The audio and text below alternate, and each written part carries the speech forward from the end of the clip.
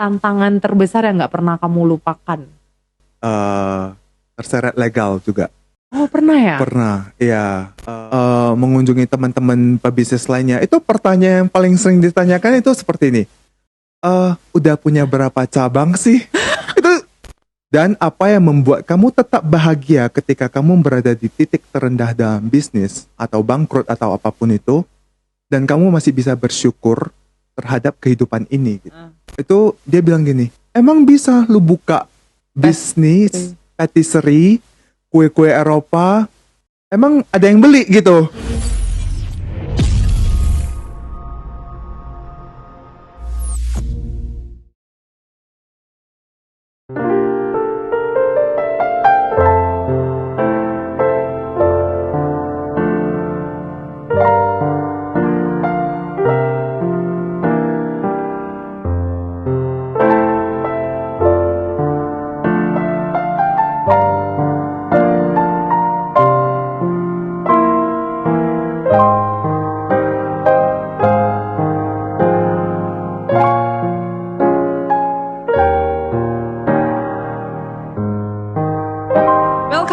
Lisa Chang Show. Di show kali ini saya menghadirkan seorang narasumber yang luar biasa karena narasumber ini sudah menjalankan bisnisnya sejak usia 21 tahun. Waduh, untuk Anda yang saat ini mungkin usianya 21 tahun, kita akan berpikir apa sih yang sudah kita lakukan, tapi beliau sudah memutuskan menjalankan bisnisnya. Selama perjalanan bisnis 10 tahun, ternyata tidak mudah, pasang surut semuanya terjadi dan beliau ternyata telah pernah menutup 4 tokonya. Kita bayangkan aja ya, 4 cabang ini tutup, tentunya apakah bisnis ini dia harus memutuskan untuk berhenti? Ternyata malahan bisnis ini semakin berkembang. Nah, kita pasti akan mempelajari alasan-alasan yang membuat beliau ini tetap konsisten menjalankan bisnisnya sehingga saat ini menjadi brand yang sangat terkenal di Kota Medan. Bahkan selalu dikenal sebagai salah satu toko pastry yang bergengsi dan termahal di Kota Medan. Setelah saya mengenal beliau lebih jauh, ternyata beliau ini di usianya pada saat mulai kuliah, dia memutuskan untuk berhenti kuliah, at the end tidak tamat sarjana, dan beliau itu pindah haluan untuk fokus di dalam dunia pastry. Kita akan langsung saja ngobrol dengan seorang anak muda yang luar biasa memulai bisnis dengan jerih payahnya sendiri dan berhasil membangun 5 cabang yang bukan hanya terkenal di Kota Medan saja, tetapi brandnya juga sudah terkenal di seluruh Indonesia. Siapa lagi kalau bukan di studio H&Co bersama dengan saya, Bapak Howard. Halo, selamat sore Bu Lisa. Sore. Aduh, Pak Howard, kita santai lah ya Pak ya. Kalau saya dipanggil ibu, saya udah langsung sesuatu ya feelingnya. Nah, kita langsung ngobrol. Boleh. Pak Howard sendiri kan kita tahu ya, umur 21 tahun mulai bisnis. Ini perjalanan 10 tahun. Berani kali 21 tahun mulai bisnis. Emang pada kala itu punya apa? Kenapa berani kali? Yang ada itu nyali. Nyalinya aja. Jadi itu umur 21 tahun saya balik ke Indonesia. Memulai usaha secara online. Pada saat itu online tidak seperti sekarang. Online pada saat itu mengandalkan BlackBerry. Masih ingat ya BlackBerry? Pin BB gitu ya. Ya, dan menawarkan produk-produk dari rumahan. Jadi pada saat itu bukan balik dan langsung ini buka dan lain-lain. Jadi selama setahun pertama di 2011 saya mulai usaha itu istilahnya online lah pada zaman sekarang gitu. Itu jualan apa itu? Produk rumahan seperti apa? Produk yang saya belajar di ketika saya kuliah gitu. Produk-produk yang tidak pernah dilihat di Medan, yaitu kue-kue bergaya Eropa dan Perancis gitu. Laku nggak sih pada saat itu? Lumayan. Oh iya, ya, dan itu 10 tahun yang lalu ya? Iya, dan itu juga berkat adanya kompetitor gitu. Jadi kalau zaman sekarang kan mikirnya kompetitor itu kayak malah ini ya bersaing, membuat bisnis itu kayak rebutan customer. Padahal enggak. Dulu itu ketika kompetitor itu saya malah merasa bersyukur karena kita saling mengedukasi market dan membangun market ini bersama-sama sehingga dimunculkan antusiasme terhadap produk yang sama sekali asing gitu. Karena dulu kalau misalnya contohnya saya jualannya itu mulainya dari makaron ya gitu. Dulu makaron apa sih harganya kok mahal, kecil gitu. Bener. Terus manis gitu ya, manis warna-warni gitu. Nah, karena adanya kompetitor itu mereka customer di Medan itu membandingkan jadinya. Jadi kayak itu udah ada toko? Belum. 2011 belum. Belum ya. Saya buka toko pertama di tahun 2012. 2012. Jadi 2011 itu pure buat sendiri, jual via online, kirimin gitu-gitu doang ya. Chatting sendiri. Itu nggak ada karyawan ya, semuanya sendiri ya. Beli barang sejujurnya 1,5 tahun. 18 bulan pertama saya nggak ada karyawan sama sekali, itu one man show. Jadi balas sendiri, terima order sendiri, buat sendiri. Untungnya ya ada asisten rumah tangga yang bantu untuk nyuci. Kalau nyuci harus sendiri juga mungkin saya angkat tangan kali ya. Iya, 21 tahun kamu pulang jadi ke Indonesia. Mungkin untuk teman-teman Pak Howard ini adalah, saya mungkin sering panggil dia itu Howie ya. Jadi kalau nanti tiba-tiba saya panggilnya Howie, itu nama beliau juga gitu. Saya seringnya manggilnya Howie.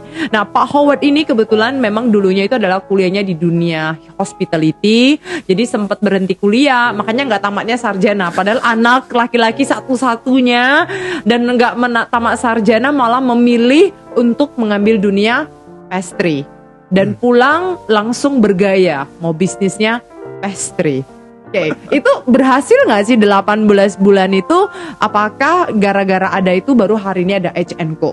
Benar sekali. Jadi selama 18 bulan itu tadi dibilangnya yang apa yang dipunya di usia 21 tahun tuh nyali ya. Nyali doang. Jadi ya. itu kayak ya udah kayak nothing tulus gitu, kayak umur masih muda, kerjakan saja dan ya udah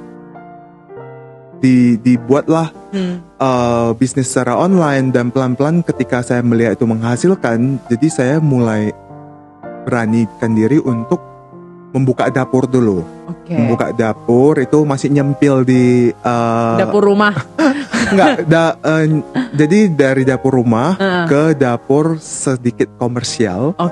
Lebih proper, ovennya lebih gede dan lain-lain lah. Lebih seperti suatu dapur bisnis. Itu belum ada toko. Dan itu perkembangan selama 18 bulan. Dapur rumah, dapur komersial. Baru di tahun 2012 saya memberanikan diri untuk membuka toko. Itu toko pertama di mana? Di sini yang kita datang nih? Enggak, di outlet lain di Jalan Babura Lama nomor 4. Itu tempat masih ada sampai sekarang ya? Ada, benar. Jadi kan kita tahu ada 5 cabang gitu kan. Jadi itu cabang yang pertama sekali dibuka. Benar. Nah, kalau kita bilang nih teman-teman yang saat ini usia 21 tahun, artinya apa yang membuat Pak Howard berani membuka bisnis? Cuman satu, nyali. Tapi gimana kan walaupun kita punya nyali, maaf ya, ini kan memang bisnisnya mulainya sendiri, zero gitu kan. Bagaimana ketika buka toko itu kan modal nggak kecil ya. Apakah itu didukung secara finansial dari orang tua atau really started from zero, bener-bener do it by your own? Pastinya dibantu orang tua. Jadi bisnisnya itu kan berjalan. Jadi paling tidak udah ada sedikit pemasukan secara rutin. Dan dibantu dengan orang tua, makanya bisa ada toko pertama saya gitu. Jadi dukungan orang tua. Ya, dukungan orang tua dan restu ya. Restu itu penting banget. Ya. Udah ada dukungan, harus ada restu. Kenapa harus ada restu orang tua? Saya jadi penasaran nih. Karena gimana pun orang tua yang membesarkan kita, dan itu ketika direstui itu semuanya akan merasa lebih lancar gitu, lebih afdol gitu istilahnya ya. Nah, kalau Howard kamu bilang bahwasanya ada harus restu orang tua, doa orang tua. Kita tahu ya 10 tahun lalu dunia pastry kan memang tidak setenar hari ini. Gitu. 10 tahun lalu juga dunia seperti cooking, pastry, buatan yang kayak kue-kue gitu, cowok itu jarang. Gitu. Gimana kamu orang tua kamu menanggapi? Hello, you are man gitu, kamu pria, terus kamu harus melakukan hal-hal seperti ini. Is it Kamu pernah mengalami struggling hal begini? Sejujurnya pernah. Jadi dulu kan kalau di-mention tadi kan saya tidak tamat sarjana ya. Yes, tidak tamat Jadi sarjana. usia berapa ya itu? Usia 19 saya dulu ngambil jurusan perhotelan. Nah, ketika jurusan perhotelan itu ada suatu kelas yang namanya pastry. Dan di kelas pastry tersebut saya mulai yang namanya jatuh cinta dengan dunia ini. Dan saya di sana memutuskan untuk tidak melanjutkan ke jenjang sarjana dan langsung berhenti kuliah dan mengambil sertifikasi di patisserie. Nah, ketika itu prosesnya itu untuk meyakinkan orang tua itu sebenarnya susah. Orang tua apalagi di Indonesia ini Asian parents itu lebih kayak kalau anak temennya atau anak saudara sepupu gitu ada yang contoh sukses gitu kan baru diizinkan gitu ya. Nah, sedangkan saya membuktikan dengan action gitu. Jadi jadi saya berhenti kuliah. Saya coba-coba di rumah pada saat itu. Jadi saya membuktikan kegigihan saya, kecintaan saya pada pastry dan passion saya di pastry ini ada gitu, dan orang tua melihat, dan ya namanya anak di Asian parents itu orang tua yang masih mensponsor biaya kuliah gitu ya. Jadi gimana pun harus ada restu orang tua gitu. Kalau nggak siapa yang merong kuliah gitu. Benar, ya. apalagi mahal ya. Nah, dan ketika sudah direstui, dikasih izin untuk kuliah, nah itu mulailah semua. Ambil sertifikasi. Balik ke Indonesia dan mulai bisnis. Jadi di sini satu hal yang saya bisa pelajari nih ya teman-teman, penting sekali mendapatkan dukungan dan restu dari orang tua. Apapun hal yang kita lakukan dengan ada dukungan dan restu orang tua, pasti saya yakin dan percaya semuanya lancar. Iya kan, 10 tahun gitu kan sampai detik ini. Jadi awalnya meyakini, cara kita meyakini adalah dengan action. Kita mungkin gak bisa ngomong sama orang tua, saya beneran suka semuanya. It's too hard to let them believe. Apalagi di keluarga gak ada yang pastry ya. Enggak, tapi background keluarga saya tuh restoran. Oh, no wonder kamu juga ya, jadi suka di dapur dan satu plus point dari keluarga saya, orang tua saya, kedua papa mama itu percaya dengan saya gitu. Jadi dari dulu tuh diberikan trust untuk menjadi mandiri, untuk menjadi award gitu, menjadi diri sendiri. Do you want to say something thanks to your parents? Ini dia langsung. Thank you papa mama udah membesarkan dan mempercayai, giving trust sampai hari ini. Yes, benar sih. Saya juga percaya sih. Sebenarnya banyak sekali ya kadang-kadang orang kita sebagai anak muda kan, kita mikirnya udahlah aku nggak apa-apa lah, toh orang tua kan pengennya begini gitu, kita pengennya begini. Tapi justru ketika orang tua tidak mendukung pasti ada alasannya. Tapi kalau kita bisa meyakini dan cara meyakini, tips dari Howard itu adalah action. Nah selama perjalanan nih gitu kan, ada dukungan dari orang tua, toko pertama buka, kan ini mulai nih 10 tahun, berarti kalau dari 2013 kita 2012 punya toko ya. Tokonya masih buka sampai sekarang kita punya 5 brand. Selama perjalanan di dalam bisnis ini, tantangan terbesar yang gak pernah kamu lupakan? Tantangan yang pernah kamu lupakan kayak either mungkin pernah dimarahin customer, terus barang salah atau whatever gitu, atau mungkin sampai tutup toko. Wah, atau bangkrut gitu tiba-tiba kan, karena kita nggak tahu bisnis. Sebenarnya ini masalah perizinan kali ya. Jadi sampai terseret legal juga. Oh pernah ya? Pernah, ya, masalah perizinan. Jadi tadi yang dibilang kan modalnya nyali ya. Saking nyalir banyak nggak ada izin dipanggil. Jadi pernah beberapa ada kasus di mana kita berhubungan dengan polisi.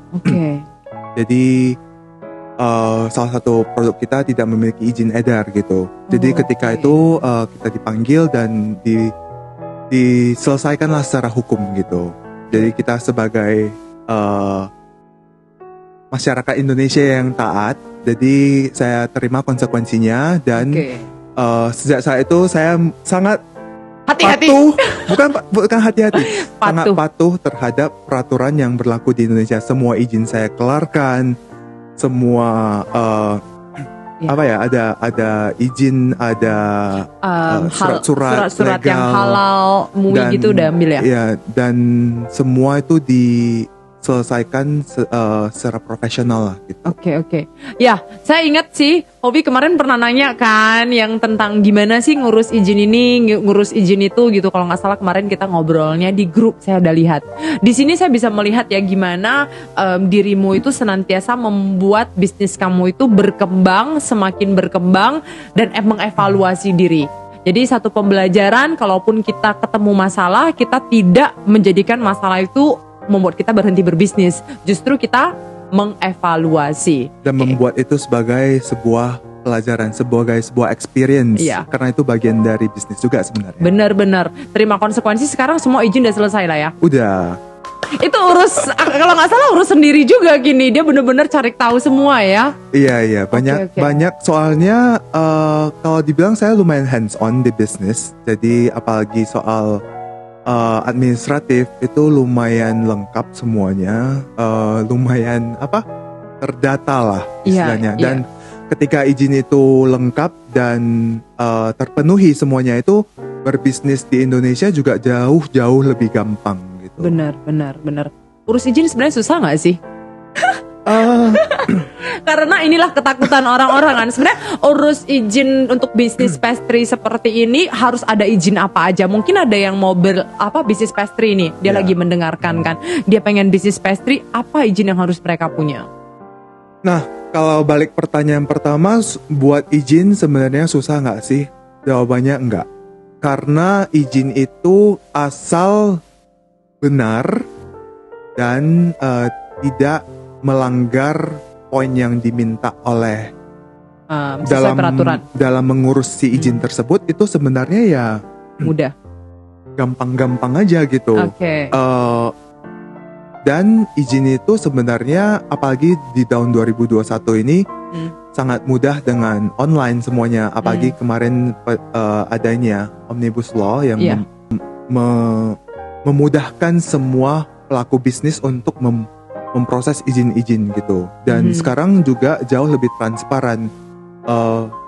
Kalau dulu 2011-2012 itu mungkin kayak mau nyari informasi juga abu-abu ya semuanya. Iya. Sekarang itu jauh lebih gampang. Kalau sekarang contohnya mau izin industri, itu tinggal di Google gitu. Apa sih izin yang diperlukan untuk pastry gitu. Nah, ada beberapa yang diperlukan tuh yang basic itu ya izin usaha industri, izin usaha perdagangan, tanda daftar perusahaan, dan izin-izin lainnya lah. Surat like sehat yang dibutuhkan untuk berbisnis gitu. Dan ketika adanya izin-izin tersebut, customer juga merasa yakin dan percaya, oh ini usahanya bener nih dan legal dan ada disertifikasi gitu. Jadi ketika itu terbukti, customer trust itu langsung boost up gitu. Jadi meningkat langsung. Itu berpengaruh nggak kepada sales kemarin?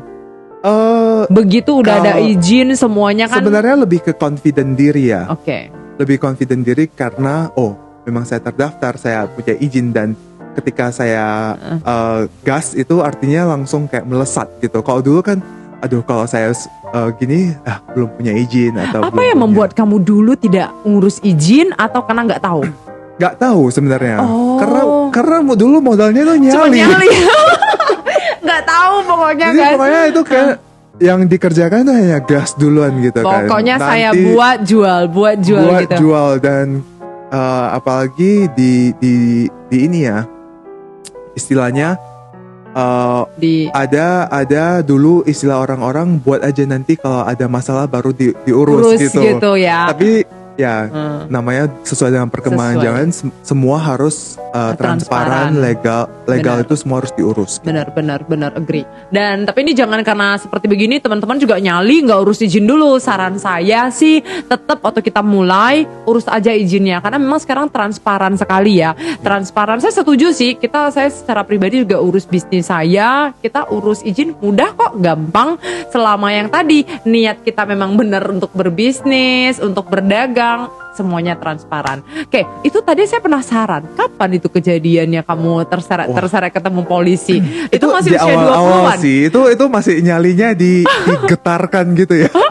Itu cuma 20. Kayak usia 23 24 kali ya. Ya ampun. Udah masih Kamu ketemu masih polisi tuh? tergolong. Hah? Ketemu polisi gitulah, kamu Iya, pergi? dan Ditemani lah ya. Ditemani. Ya, kebetulan dari awal ini pentingnya juga salah satu pembelajaran saya adalah dulu itu dikenalin teman dengan pengacara. Jadi kita juga ada pengacara tetap di kita ada berafiliasi dengan pengacara tetap di bisnis kita. Jadi ada yang berhubungan dengan legal tuh istilahnya udah langsung otomatis ditemani, didampingi gitu. Yes. Memang ini penting sih. Bahwasanya setiap usaha kalau bisa kita ada yang namanya orang khusus untuk urus legal. Karena kita kan nggak tahu ya apa yang terjadi. Itu 23, 24. Pada kala itu kamu nggak berpikir gini ya, aduh udahlah nggak usah lagi laku bisnis. Nggak pernah punya perasaan begitu, nggak takut. Nggak, malah saya dapat ini inspirasi dari si polisi gitu. Dibilang kayak gini, biasa yang udah keluar dari kantor polisi ini langsung melesat ini bisnisnya. Saya dia bilang bingung begitu? gitu, kayak apa sih yang melesat gitu ya kan? Kayak coba saya pikir-pikir, rupanya ketika saya sudah belajar apa sih yang sebenarnya diperlukan di bisnis itu, dan saya istilah bertobat dan melancarkan semuanya itu, mengurus izin-izinnya tersebut, itu langsung saya menjadi percaya diri bahwa bisnis ini sudah mantap dan diakui dan bisa berkembang pesat gitu jadinya. Dan sebenarnya tuh kemarin tuh izin produksi satu barang sih. Izin produksi, jadi izin edar, izin produksi gitu. Jadi cuman satu jenis produk aja ya? Iya benar. Jadi kalau di Indonesia untuk memproduksi sebuah produk yang setiap produknya harus ada izin. Ada izin edar dan izin produksi gitu. Oke. Sebenarnya itu sih. Bukan izin dagang semua udah ada. Cuman kayak satu produk ini pasti produk itu pada kala itu ngehit dan ngebum ini. Iya. Barunya Anda dicari. Dan ada brand, tercantum brand gitu. Jadi mungkin bingungnya gitu ketika terjadi hal ini. Sekarang karena kita ngomong brand ini, udah dipatenkan belum H&Co? Udah, semua brand udah. Yeah, you have to do it. Kalau tidak, apalagi kita tahu kan, kalau nggak dipatenkan ntar muncul H&Co yang lainnya. Iya benar. Aduh, ternyata aku jadi belajar banyak ya. Nah, untuk teman-teman semuanya yang baru mulai berbisnis, ingat untuk harus tetap untuk ngurus izinnya. Anda harus memastikan bahwasannya khusus apalagi untuk industri dagang ya. Industri apapun yang kamu jalankan, ingat juga untuk melakukan satu hal, yaitu memiliki orang legal di dalam bisnis Anda, sehingga apapun yang terjadi, at least you have, kamu nggak perlu takut sekali sih. Dan ambil sebuah masalah, ketika Anda ketemu masalah, misalnya seperti dipanggil polisi, ternyata Howard malahan kata si polisinya, nanti biasa kalau ada polisi ini bisnis melejit nih, dan terbukti gitu kan, membuat dia menjadi penasaran dan akhirnya bisa membuka sampai 5 cabang. Nah, ini kan pernah nutup ini sampai 4 store. Kenapa ditutup? Nah, karena kalau nggak ditutup sekarang hitung ada 9 ya. Iya, boleh. Aku ngebayang kalau 9, bayangkan kalau ulang tahun ke-10 ada 10 kan. Kenapa alasannya? Nah, sebenarnya balik dari karena mungkin dari dulu kan nggak lulus sarjana ya. Jadi ada sebuah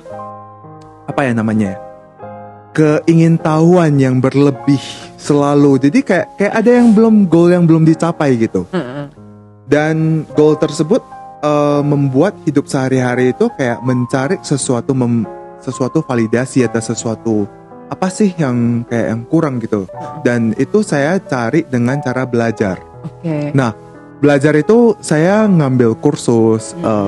Kalau dulu itu mungkin masih offline-nya, nggak seperti sekarang online. Saya sering ke Jakarta untuk ngambil pelatihan, terbang ke luar negeri untuk belajar dengan chef-chef terkenal gitu. Nah, ketika ini yang paling sering ditanyakan nih di Jakarta itu. Nah, ketika ketemu ketika ngambil kursus, ketika mengunjungi expo, ketika mengunjungi teman-teman pebisnis lainnya, itu pertanyaan yang paling sering ditanyakan itu seperti ini. Udah punya berapa cabang sih? itu egonya bergejolak dong gitu. Jadi kayak terus ditanya satu pertanyaan lanjutannya ini. Ada di mall apa aja sih gitu. Oke. Nah, itu membuat saya beranggapan bahwa sukses adalah mempunyai banyak cabang dan hadir di mall gitu. Nah, ketika mempunyai pemikiran seperti itu, saya malah memikirkan, oh berarti goal saya itu harus punya banyak cabang dan harus hadir di mall. Nah, ketika itu terjadi, jadi saya mempunyai sebuah goal baru, buka cabang nih. Tapi cabang-cabang tersebut tidak didukung dengan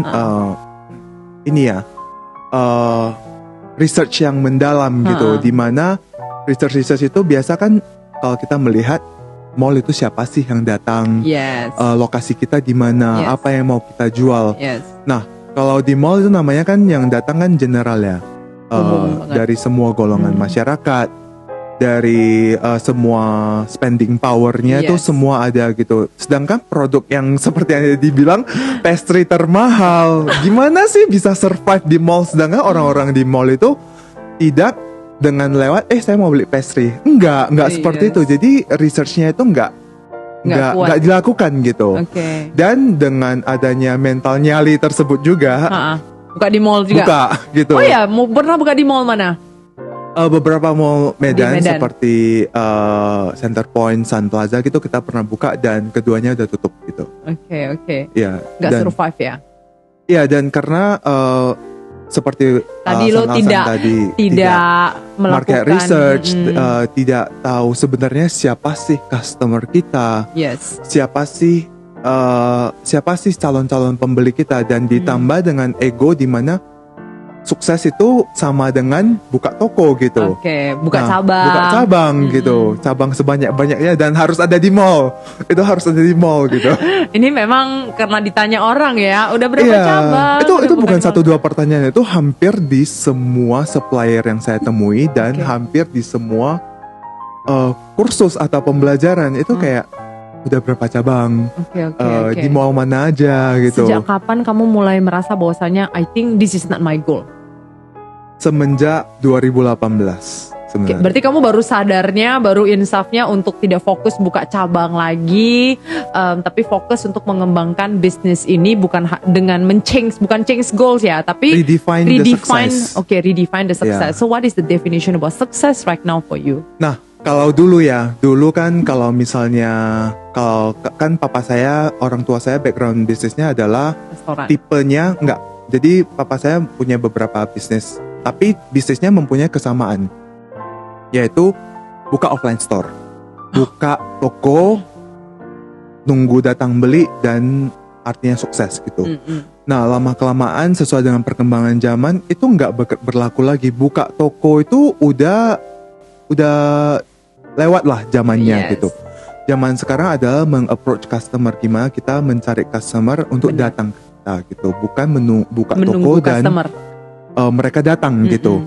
Nah, ketika saya meredefine sukses itu journey-nya juga enggak instan gitu. Jadi ya banyak soal mengevaluasi bisnis kembali, melihat mental health saya dan lain-lain. Jadi saya mulai meredefine sukses. Jadi sukses dulu kan buka cabang. Kalau sukses sekarang itu adalah apa yang bisa saya impact apa yang saya bisa berikan selain dari berbisnis sekarang gitu. Selain menjual satu piece kue ini, apa value yang bisa saya berikan? Apa sih dampak yang bisa saya berikan kepada lingkungan juga? Apakah saya merusak bumi dengan saya menjual produk saya? Soalnya saya juga meredefine kembali value saya sebagai manusia juga. Itu apa gitu, dan sehingga saya bisa apply di bisnis saya. Nah kalau kita bisa katakan bahwasannya di H&Co kan punya 5 brand, punya core value. Kalau kita buka di websitenya, vision, missionnya itu sangat clear sekali gitu. Sejak 2018 sudah define arti sukses. Kalau dulu dengan banyak cabang, tapi kalau sekarang adalah what we can give impact to the society. Nah mungkin boleh sharing ke kita, kenapa tiba-tiba itu berubah? What you can give impact to the society? Apakah karena memang kita melihat kompetitor, ataukah karena persaingan bisnis, atau memang purely that came from your heart? Nah, balik lagi ke gimana pun kesuksesan atau jalannya bisnisnya tergantung dari foundernya sendiri ya. Yes. Nah, saya sebagai dari Founder. 2018 saya sebenarnya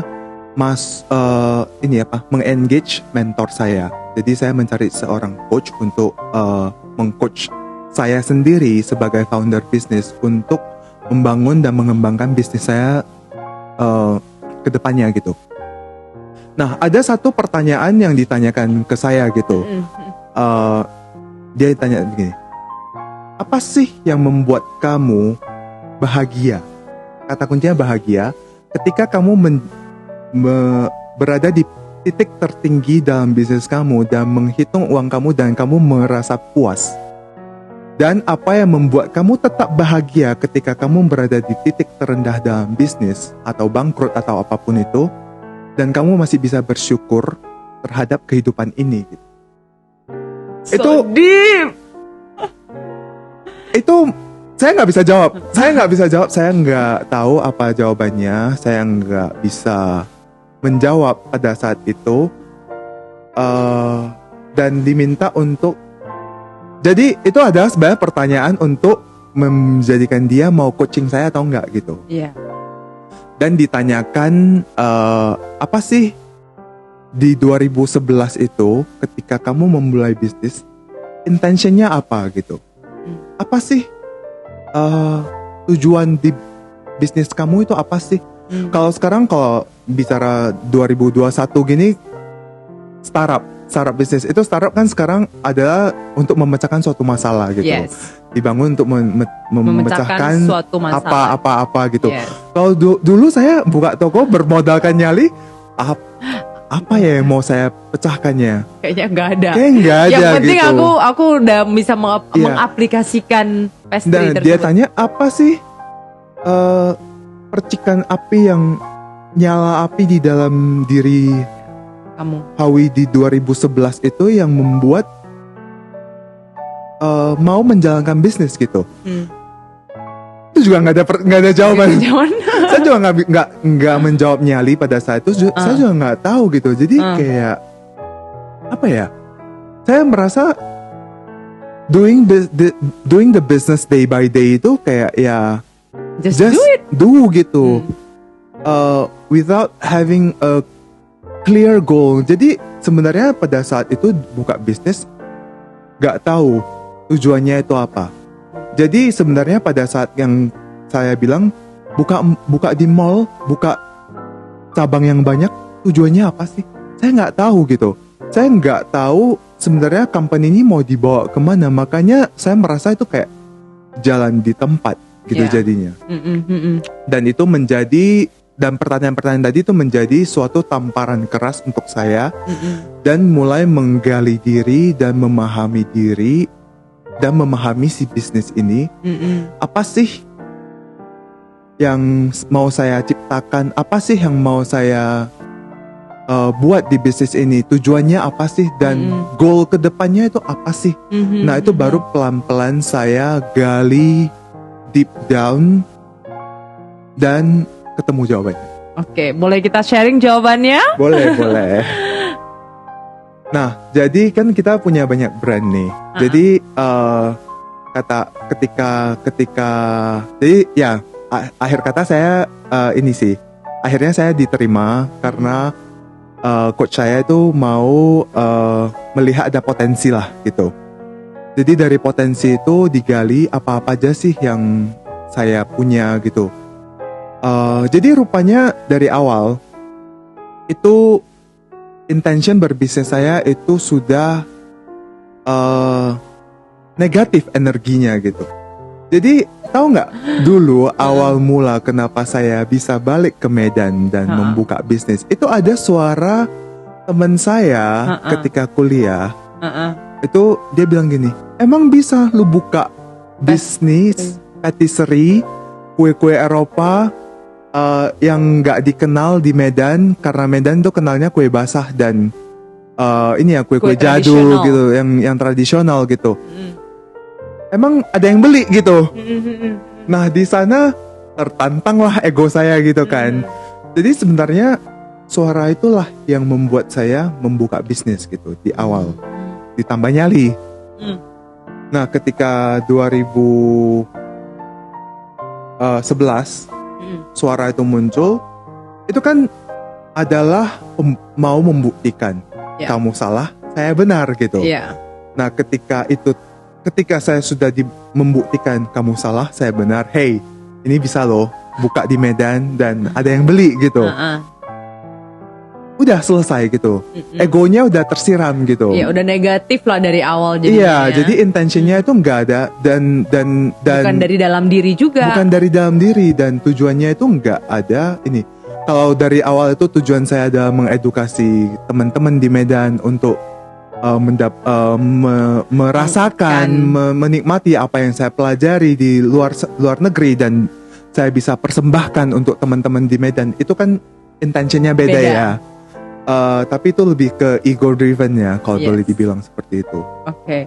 So, kalau kita bisa bilang sekarang per 2018 sudah semakin tahu. Selama kamu sudah makin tahu nih dan mendalami actually what is the value that you want to achieve, kayak sesuatu value yang ada di dalam bisnis kamu, sesuatu goal yang pengen kamu achieve. Apakah itu memberikan impact yang luar biasa terhadap bisnis kamu saat ini? Lebih terstruktur jadinya. Lebih terstruktur. Jadi semua orang di company mengetahui apa sih tujuan perusahaan ini, apa sih yang mau dicapai dan apa sih goals 5-10 tahun ke depan gitu. Apa goals 5-10 tahun ke depan dari H&Co?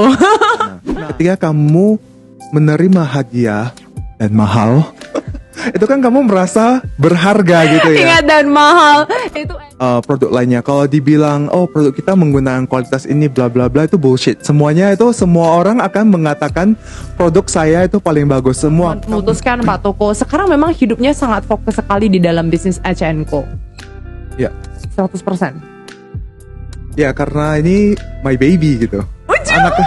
Sharing is caring, but it's more than that. Sharing is life changing.